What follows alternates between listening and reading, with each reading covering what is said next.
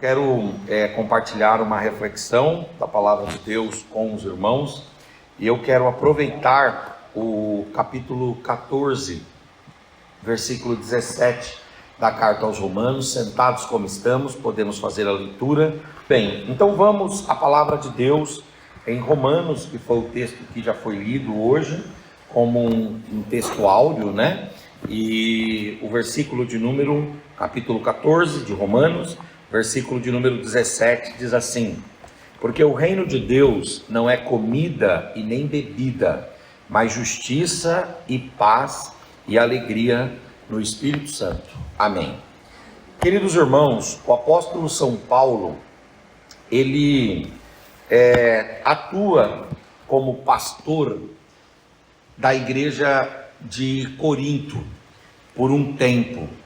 E quando ele escreve a sua carta aos irmãos de Corinto, ele identifica que lá na igreja de Corinto, que ficava perto do porto de Cencreia, essa igreja que começou na casa de uma irmã servidora da igreja, por nome de Febe, o apóstolo Paulo, logo no início da sua carta, ali por volta do capítulo de número 3, ele identifica que a igreja de Corinto era uma igreja cismada. E quando eu falo de cisma, não estou falando de cisma no sentido de estar com aquele olhar diferenciado, mas cisma no sentido de ruptura. A igreja de Corinto, ela tinha rupturas, ela tinha roturas, ela tinha divisões, e as divisões ali é porque se formou ou se formaram ali na igreja de Corinto pelo menos 4 grupos, e estes grupos, eles dividiram a igreja de Corinto, eles sequelaram a igreja de Corinto, eles fragmentaram a igreja de Corinto. O primeiro grupo lá era um grupo mais exclusivista, que eram aqueles que se diziam ser exclusivamente eles pertencentes a Jesus. Era o grupo daqueles que diziam que somente eles seguiam Jesus. Havia um segundo grupo que Paulo vai falar, que era o grupo dos seguidores de Cefas ou de Pedro. Eram indivíduos admiradores do ministério, admiradores da obra de Deus na vida de Pedro, de Cefas, de Simão, o Pedro. E esse grupo era um grupo mais ortodoxo, um grupo mais conservador. E tinha também um outro grupo, que era o grupo de Paulo. Paulo diz que ele também tinha o seu fã-clube, ele tinha também a sua trupe, ele tinha também a sua turma, ele tinha também a sua turba, ele tinha o seu povo, ele tinha o seu pessoal dentro da igreja de Corinto. Mas ele não concordava com essa sectarização, essa fragmentação, essa divisão que havia na igreja. Uns diziam que eram de Jesus, outros diziam que eram de Cefas, e outros diziam que eram de Paulo. E Paulo vai falar também de um outro grupo, que era um grupo mais elitista, um grupo mais erudito, que era o grupo daqueles que se declaravam seguidores de Apolo. Apolo era um erudito de Alexandria, e ele era um homem muito habilidoso na palavra, e ele ficou por um tempo ali na igreja de Corinto, e ele acabou formando em torno dele, sem a intencionalidade, sem o desejo que fosse assim, um grupo, que era um grupo dos seguidores de Apolo. E aí Paulo vai criticar a igreja de Corinto, e vai dizer para a igreja de Corinto que aqueles grupos não podiam conviver daquela forma, não poderia haver ali aqueles que eram exclusivistas e diziam que somente eles seguiam Jesus. Não poderia haver ali aqueles do judaísmo ou judaizantes que diziam seguir Cefas. Não podia também haver aqueles que seguiam Paulo e nem aqueles que seguiam Apolo. Paulo faz uma pergunta para a igreja de Corinto. Ele diz: por acaso eu morri por vocês na cruz? Por acaso Apolo ressuscitou vocês? Ou por acaso vocês foram batizados em nome de Cefas ou de Pedro?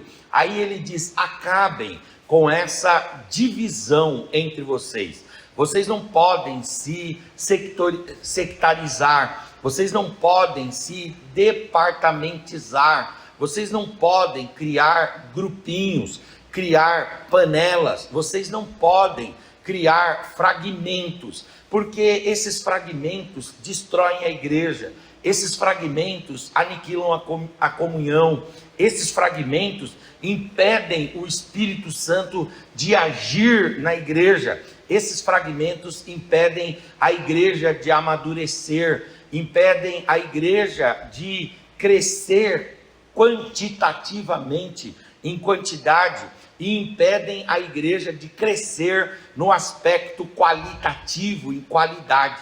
Então ele acaba com esses grupos, ele diz: aí em Corinto tem 4 grupos e vocês precisam extinguir, vocês precisam extirpar, vocês precisam aniquilar, vocês precisam arrancar do meio de vocês esses negócios aí de grupinhos, vocês têm que ser unidos, vocês precisam ser coesos, vocês precisam ter união, unidade, interação, koinonia, amizade, reciprocidade, respeito, bom trato, bom relacionamento. Vocês têm que acabar com esta divisão que há no meio de vocês, porque isso impede o crescimento de vocês no sentido de amadurecimento. Isso impede o crescimento no sentido quantitativo de multiplicação de membros, e isso impede o crescimento qualitativo de cada membro. Enquanto a gente tiver o coração dividido, a alma dividida, o espírito dividido, o ânimo dividido, nós não conseguiremos ter qualidade. E agora é interessante que Paulo está escrevendo para os irmãos de Roma.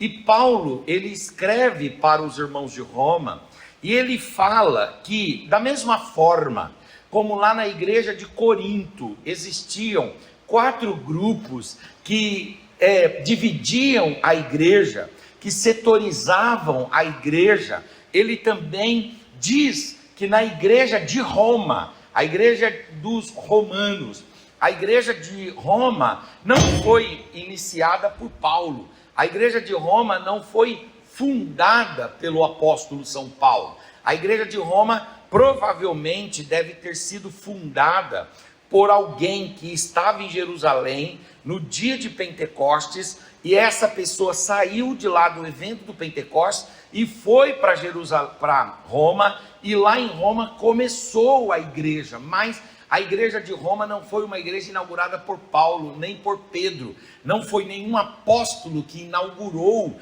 que fundamentou e que fundou a igreja de Roma. Ela nasceu a partir do evento do Pentecostes. Algum judeu que já tinha se convertido a Cristo, recebeu o Espírito Santo lá dentre os 120 irmãos, e estes saíram então e foram para Roma, e lá em Roma fundaram a igreja. Só que Paulo pastoreava a igreja de Roma por meio de epístola, um pastoreio à distância, chamado de pastoreio epistolar. E aí então Paulo, ele toma conhecimento de que a igreja de Roma, ela também era uma igreja dividida, ela também era uma igreja sectarizada, ela também era uma igreja cismada, ela também era uma igreja roturada, ela também era uma igreja partida, ela também era uma igreja fendida. Paulo, ele vai falar: eu percebo, eu analiso, eu vejo, pelo que eu tenho conhecido de vocês,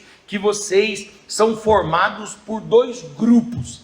Só que ao contrário do que Paulo faz, em Corinto, que é combater essa divisão, aqui Paulo diagnostica, aqui Paulo percebe, aqui Paulo afere, aqui Paulo verifica que existem dois grupos, mas ele não diz para esses grupos serem desfeitos, serem aniquilados, serem dissolvidos, serem dissuadidos. Não. Paulo diz: vocês têm dois grupos, mas esses dois grupos precisam aprender a conviver. Olha que interessante. Quando ele escreve aos irmãos de Corinto, ele percebe os quatro grupos, e ele quer dissolver esses grupos, porque essa é uma missão pastoral também, essa é uma missão da liderança, essa é uma missão nossa, não deixar que se formem motins na igreja, não deixar que se formem grupinhos na igreja. Então lá em Corinto, Paulo quis dissolver os grupos, ele quis dissolver as divisões, para que houvesse uma coesão, para que houvesse uma unidade, para que houvesse uma comunhão plena entre os irmãos. Agora em Roma é diferente. Ele diz: bom, vocês romanos, vocês cresceram, vocês nasceram através do poder que Deus derramou no Pentecostes, vocês receberam o evangelho e vocês começaram a crescer aí. E aí eu percebo que vocês são formados por dois grupos, mas ao contrário de Corinto, que os grupos devem ser dissuadidos, os grupos devem ser desestimulados, os grupos devem ser desconstituídos, desconstruídos, fragmentados, decompostos. Aqui é diferente. Aqui ele diz: vocês vão ter que aprender a conviver com estas diferenças. Às vezes, queridos irmãos, existem divisões na igreja que a gente precisa combater veementemente para que estas divisões se encerrem plenamente. Mas às vezes a gente precisa entender que a igreja é composta de determinados grupos, e estes grupos, eles devem e podem coexistirem, eles podem e devem existirem, eles devem ou podem estar presentes, mas eles precisam aprender a conviver. E aí Paulo vai falar aqui em Romanos 14 a respeito de dois grupos. O primeiro grupo é o grupo dos irmãos conservadores, os irmãos mais ortodoxos, os irmãos mais literalistas, os irmãos mais biblicistas. E o segundo grupo é o grupo dos irmãos mais liberais. O segundo grupo é o grupo dos irmãos mais contemporaneizados. É o grupo dos irmãos que se adequam à realidade do seu tempo. E aí Paulo vai falar: a igreja, ela é composta por esses dois grupos. Um grupo de irmãos que são mais conservadores, eles são mais biblicistas, eles são mais literalistas, eles são mais ortodoxos. E outro grupo é um grupo de irmãos mais liberais, irmãos que são mais contemporâneos, irmãos que são mais atualizados. Mas esses dois grupos não dá para você desfazê-los. Você precisa aprender a conviver harmonicamente, apesar destas diferenças. E aí é interessante que no capítulo 14 de Romanos, que foi o texto que o pastor leu, que nós lemos aqui, Paulo vai apontar as marcas dos conservadores, e depois ele vai apontar as marcas dos irmãos mais liberais, e vai dizer: esses dois irmãos, esses dois grupos precisam aprender a conviver, porque é nessa convivência que a mão de Deus, a bênção de Deus e a graça de Deus se estabelecem. Então ele fala do grupo de irmãos mais conservadores.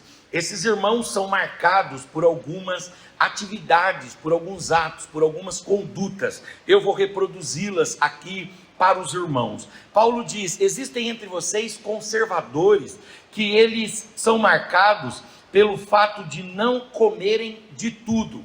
Ou seja, existem irmãos que são seletivos na dietética. Tem irmãos aí, Paulo falando da igreja de Roma, que eles olham para determinados alimentos e eles julgam que determinados alimentos não são para eles, e eles fazem isso com base na lei mosaica, lá no livro de Levítico, no capítulo de número 11. Então eles não comem, por exemplo, camarão, eles não comem, por exemplo, animal de casco, eles não comem, por exemplo, porcos ou uma feijoada. Tem irmãos que não comem, eles são mais seletivos, eles são mais conservadores, eles são vegetarianos, eles são indivíduos que são seletivos no prato, seletivos no que bebem, eles não comem de tudo, eles são conservadores na dietética deles, na dieta deles,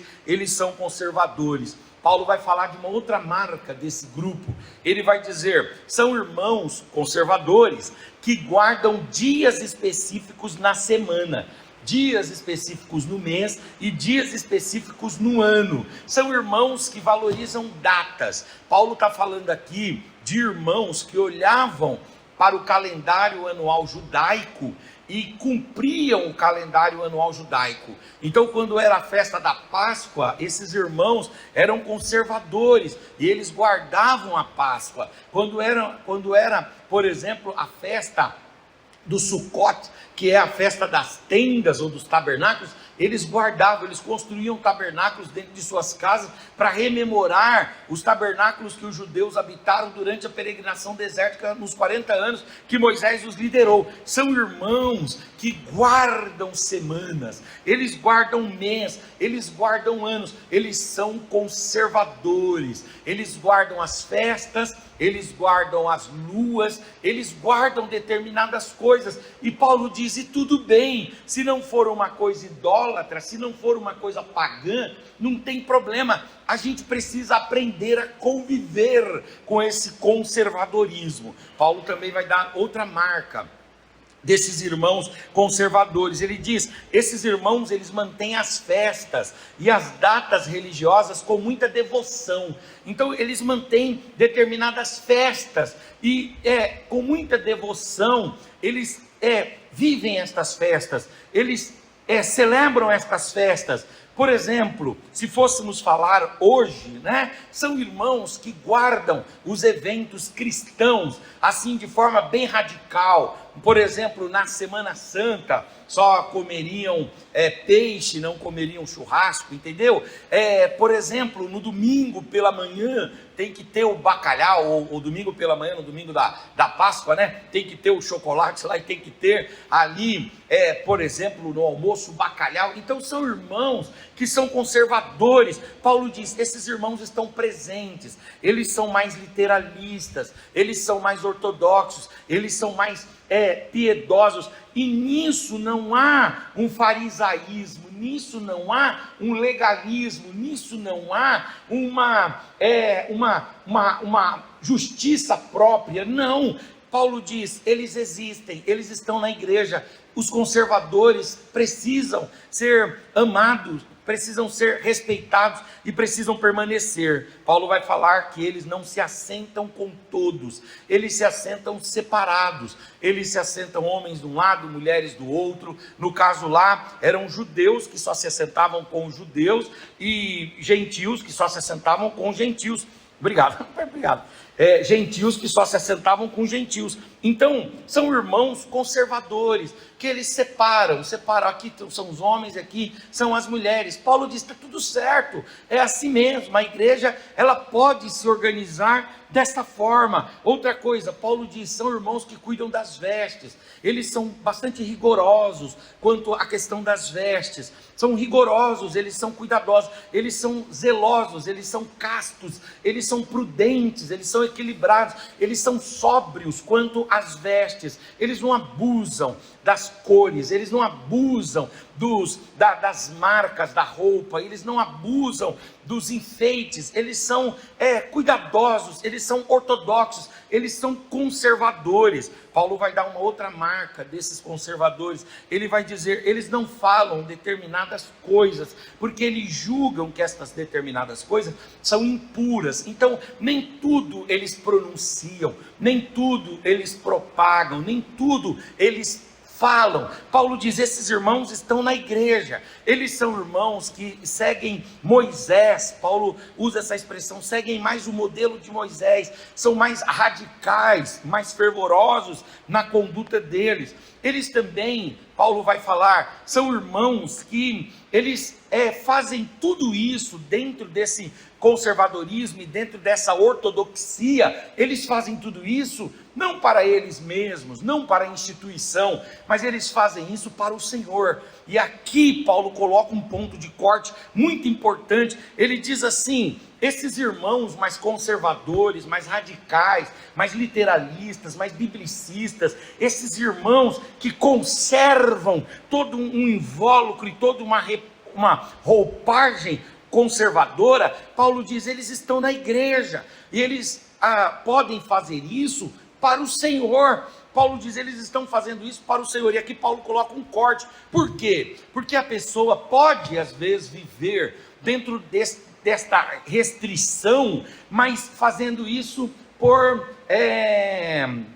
farisaísmo. Ela pode estar fazendo isso por mera religiosidade, mas Paulo não está falando daqueles que fazem por religiosidade. Paulo está dizendo, tem os que fazem por religiosidade, tem os que fazem por farisaísmo, esses vão dar conta para Deus, mas Paulo não está tratando desses agora. Paulo está tratando de quem? Daqueles que fazem com o coração puro, daqueles que fazem com autenticidade na alma, daqueles que fazem, que são conservadores, e aquilo tem a ver com a natureza deles. Eles são assim, e eles não são assim para inglês ver, eles não são assim para impressionar pessoas, eles não são assim para aparecer, eles não são assim para pintar-se, para apresentar-se como mais santos do que os outros. Não, eles são assim porque são assim mesmo. Eles são assim na igreja, eles são assim no trabalho, eles são assim na escola, eles são assim na faculdade, eles são assim em casa. Onde você o encontrar, esse irmão, ele é conservador de fato e de verdade. E todo tipo de liberalismo, todo tipo de liberdade demasiada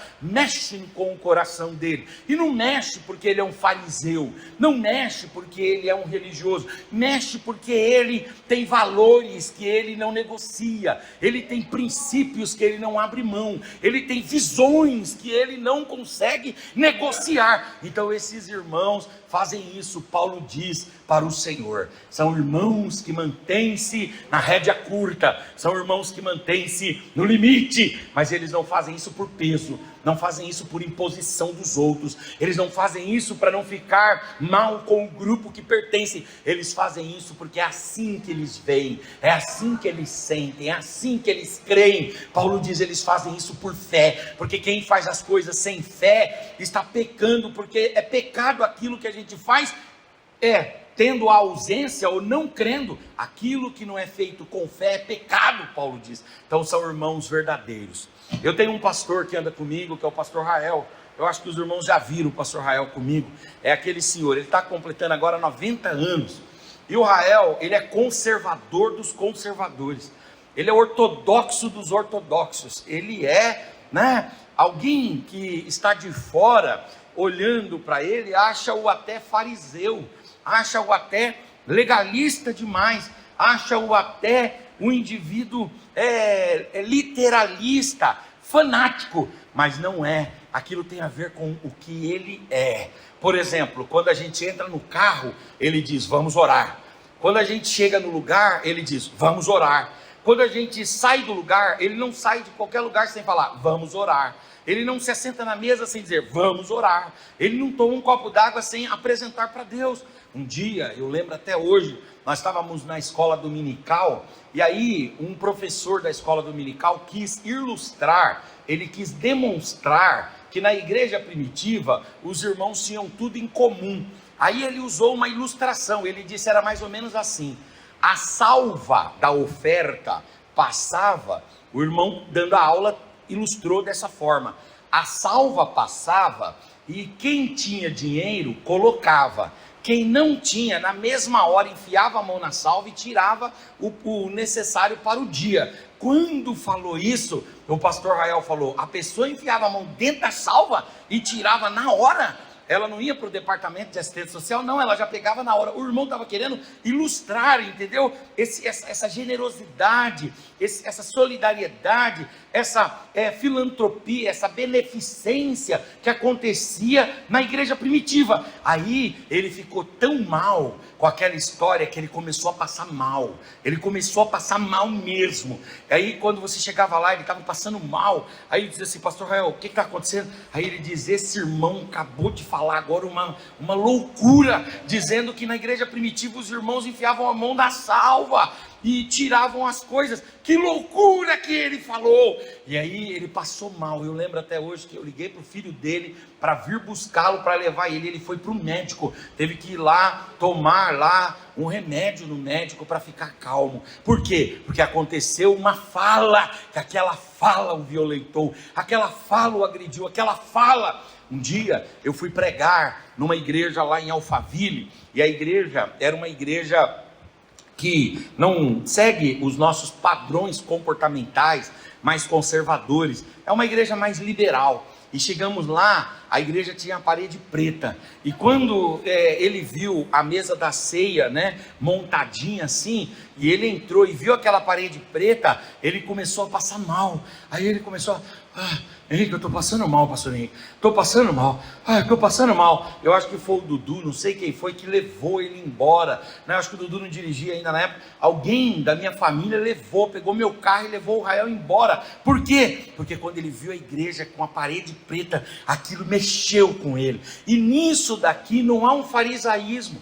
Paulo faz uma distinção, ele diz, às vezes as pessoas, elas são ortodoxas e elas fazem isso por puro farisaísmo, elas fazem isso por pura religiosidade, mas Paulo diz, mas existe um outro grupo, que é um grupo daqueles que guarda dias, que não come de tudo, que não fala tudo, que se veste de uma determinada forma, que tem procederes bem ajustados e pragmáticos assim, muito exatos, e estes não estão fazendo isso por maldade, não estão fazendo isso para aparecer, esses estão fazendo isso com pureza no coração.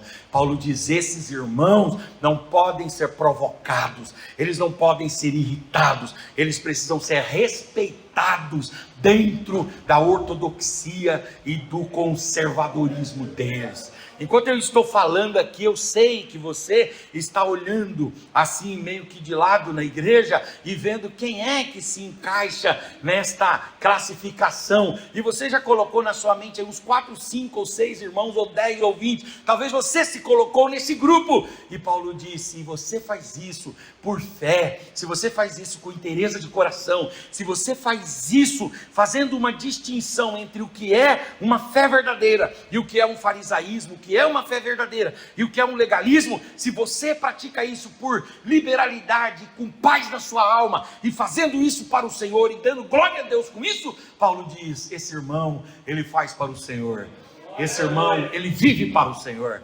Paulo diz, ele vive para o Senhor. Eu acho bonito isso. Paulo diz, ele faz para o Senhor, ele vive para o Senhor, e o Senhor não quer que ninguém o demova, que ninguém o retire, que ninguém o incomode, aleluia, se ele tem essa característica. Agora Paulo também vai falar do grupo dos mais liberais, esse grupo mais solto, esse grupo mais contemporâneo, esse grupo mais atualizado, e esse grupo, ele também está na igreja, e é preciso os conservadores conviverem com ele, e é preciso que os liberais convivam com os conservadores. Paulo vai falar dos liberais dizendo, os liberais, eles são aqueles que comem de tudo, mas eles, em cada situação que eles comem, eles louvam a Deus.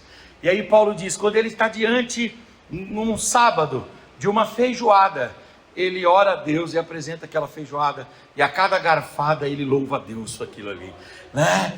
Quando ele está diante de uma picanha, e ele então come a picanha ali, ele faz aquilo, ele levanta o pedacinho da picanha e diz, bendito seja Deus, hein?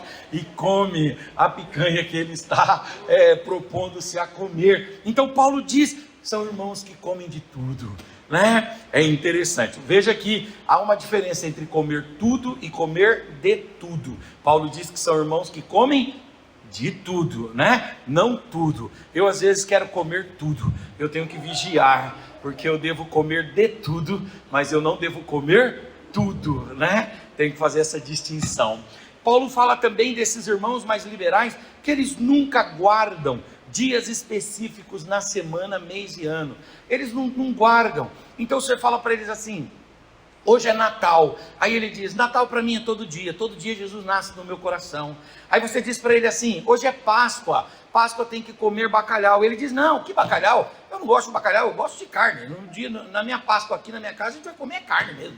E pronto, acabou, né? Então Paulo diz: eles não guardam esses dias, eles não guardam esses meses, eles não guardam esses anos. Paulo diz: eles não guardam festas, eles também não guardam dias religiosos. Enquanto que uns estão lá reunindo a família, né, no período da Páscoa, para celebrar ali a morte de Cristo, esses irmãos aqui estão trabalhando, estão vivendo a vida, estão dizendo: eu tive que trabalhar, eu fui trabalhar. Não, mas é um dia importante, é o dia da Páscoa. Aí ele diz: não, mas eu não faço todo dia para mim, é o dia que eu lembro da morte de Cristo e da ressurreição de Cristo, eu não faço essa distinção. Eles se assentam com todos indiscriminadamente, eles não fazem distinção, eles se sentam ali, por exemplo, e no mesmo ambiente, às vezes o casal, né, se sentam, por exemplo, com irmãos de outras igrejas. Eles não têm esse preciosismo, essa postura ortodoxa. Eles não veem mal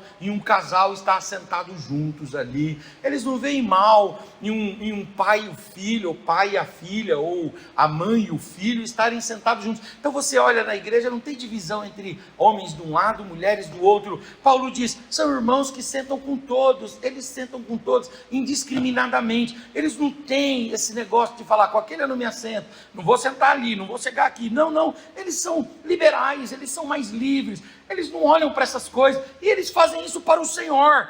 Outra coisa, eles não possuem muitas regras com as vestimentas, eles são mais livres com as vestimentas, não vulgares com as vestimentas, porque a vulgaridade Paulo combateu. Então eles são mais livres, mas não são livres a um ponto de serem indecentes, não são livres a um ponto de serem sensuais. Eles são livres, mas livres dentro de um senso, livres dentro de uma razão, livres dentro de uma coerência, livres dentro de uma proporção. Eles não são liberais a ponto de serem assim, sensuais, a ponto de serem indecentes. Não, eles são mais liberais. Enquanto a gente precisa do terno, da gravata, eles vestem uma camisa e para eles está tudo bem. Enquanto que a gente precisa, usando as irmãs como exemplo, né, uma saia que cobre o máximo que puder